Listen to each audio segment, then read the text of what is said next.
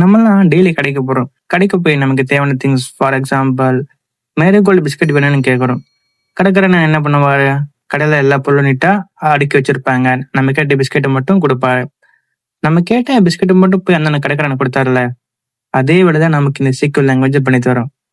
இங்க அந்த கடை தான் டேட்டா பேஸ், கடையில் இருக்க திங்ஸ் தான் டேட்டா, கடைக்காரன் தான் சீக்வல் லாங்குவேஜ் அண்ட் திங்ஸ் வாங்குற நம்ம தான் யூசர். டேட்டா பேஸ்ல டேட்டாலாம் கரெக்டா நீட்டா அரேஞ்ச் பண்ணி இருக்கும். நம்ம சீக்வல் லாங்குவேஜ் யூஸ் பண்ணி நமக்கு தேவையான டேட்டாவை மட்டும் ஃபில்ட் அவுட் பண்ணி எடுத்துப்போம்.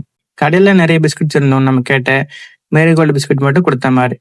சிம்பிளா சொல்லணும்னா பேசிக்கா SQL stands for structured query language. இதை டேட்டா பேஸ் கூட இன்ட்ராக்ட் பண்றதுக்கு யூஸ் பண்ணுவோம், கடையில் போய் திங்ஸ் கேட்குற மாதிரி.